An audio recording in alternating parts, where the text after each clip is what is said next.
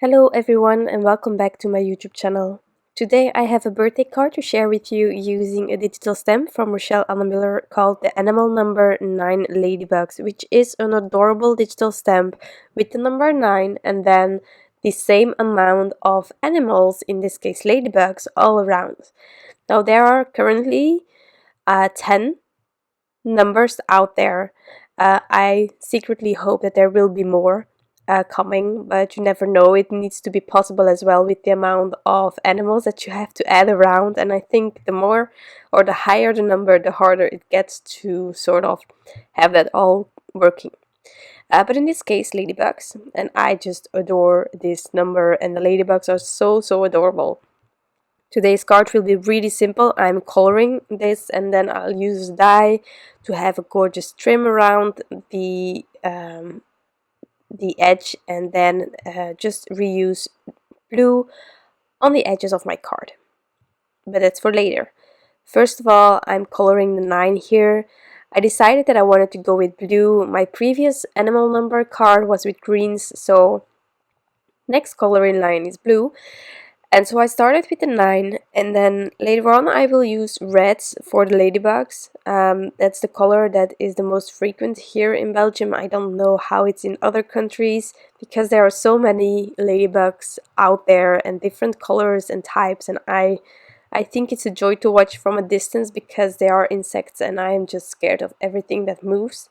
I make an exception for pets, but I really do not like insects. But these are really adorable, so if they would be this cute in real life, then I think I would have less of an issue with insects.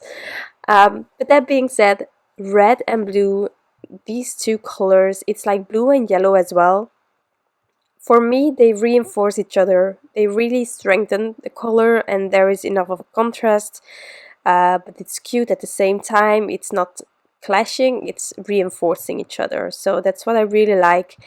I wanted to have a bit of dimension in this 9 as well, so that's why I have all of my shadowing on the right side, sort of, and I left that slight border in between the edge on the right side and my darkest color.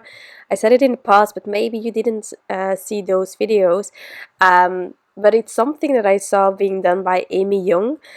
She's an amazing artist that is coloring lives on Facebook, so if you're curious to some marker combinations or how to tackle background, because she makes the most incredible cards, then definitely check that out. I think it's Amy's Adventure Coloring Adventures. I don't know it exactly, but she's amazing, and she also really loves being interactive with everyone that is joining her lives. So sometimes she asks for a specific color that you want her to use, and then she just grabs those colors or a combination that fits on the go. So she's really incredible. It's Adventures in Coloring with Amy on Facebook. So definitely useful. Also, if you're like me and you're trying to get more outside of your comfort zone with Copics, that's definitely something that I would recommend because she makes gorgeous backgrounds and she shows everything. No secrets. So that's really cute and fun. So that's why I left that slight edge open and I just used a lighter color. That's just to let the number appear more rounded. And I think the attempt sort of worked, but everyone has preferences. I don't do this every time. Sometimes I just color right against the edge because, well, for me personally, it makes me, well, I need to do a lot more effort to avoid that line, the outline of my image, but it gives a lovely end result, so I think it's worth it, but it's all up to you. And I don't do it either every time. It's just whenever I'm up for it.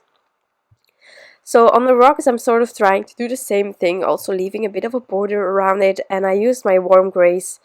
If you're interested about the color combinations that I'm using here, definitely check out my blog post because there I'm trying always to list all of the marker combinations for each part of the card.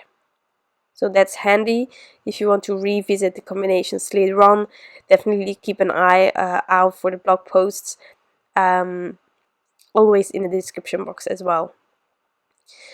So onto the reds, really simple. I'm just doing exactly the same for the ladybugs. I'm also trying to have my shadowing on the right side as I have all over my image here, to just keep everything cohesive. But you do you. You can switch your shadowing. There isn't a rule. You don't need to hold yourself to one area of light source. I just do like it when I can keep it in mind. But I sometimes I also switch. It's just all about having fun, as I say all the time. It's about loving the end result that you get. Sometimes it's also easier to use your shadowing there where the back of the critters are facing towards, so always have the light source in the face of each of the critters, so depending on how they are facing, your light source will be switching at that moment. But that's gorgeous as well. So you do what you feel comfortable with. And if you want to try something new out, one step at a time, just go a bit outside of your comfort zone. Don't try to do it all at once, I would suggest, but you can. But for me personally, every time that I try to go outside of my comfort zone, I try to keep it at one step, if you get what I mean. So sometimes I will do a background, but I will not do more than that. You can do also a new technique that you want to try out. One technique is already outside of comfort, I suggest, so I would stick to that one technique that you want to try out and then just keep the rest inside of that comfort zone. That's something that helps me to not get afraid of trying something new, just by one step at a time. And I must admit, lately I love seeing your comments. I'm a bit late with responding.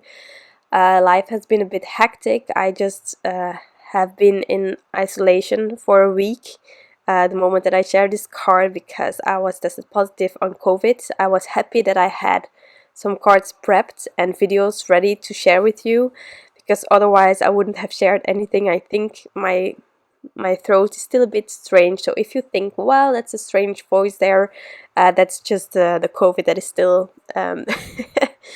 still influencing my voice here. But I'm getting better, and that's the most important thing. Here what I'm using is a Blueprint 27. It's an amazing die from my favorite things that I have used already quite a lot since I got it. It gives this gorgeous detailed border. I just love that, and it's slightly smaller than an A2 sized card, so I will use a colored cardstock on the edges to just refer back to the blue. Now for the sentiment, I took this happy birthday from my favorite things, and the stamp set is just, I cannot recall it immediately, but I have everything listed down below in the description box, so you will find it over there what I used exactly for the sentiment. And then I had to decide on which blue cardstock that I was going to use. And I ended up using the lightest blue here. It's from Concord and 9. It's called the Aqua Sky. I just love the Concord and 9 rainbow. I think there is always a color that can help you with your cards. And if not, something that I do is to go over the cardstock using some distress inks. Or any ink you have at home that can help you get to that point that it's exactly the same blue as you used on your card. But here I found that it was sort of mimicking the lighter blue in my 9, so that was good. So I'm trimming off the excess. As you know me, I'm really bad in trimming a panel exactly the size that I need it, so if I can, I just add a bigger panel on top of my card base, and then I trim everything off the excess. And that way I'm sure that the whole card base is covered without any issue.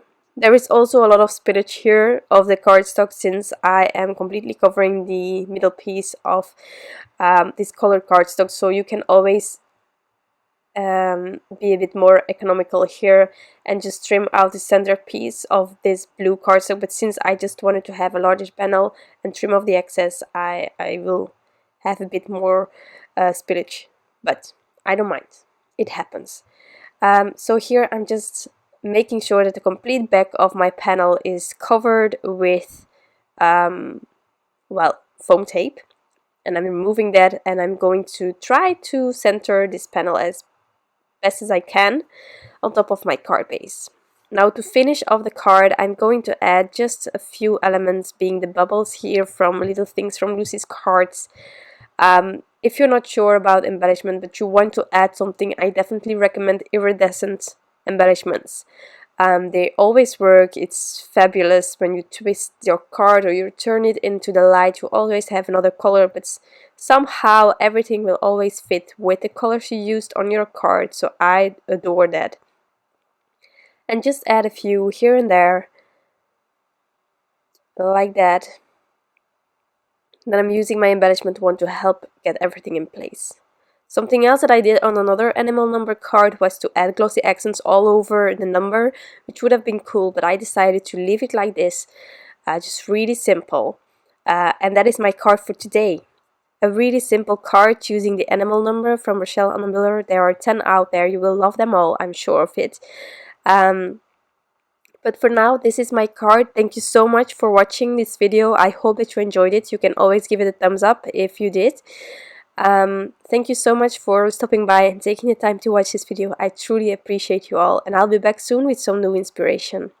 Bye!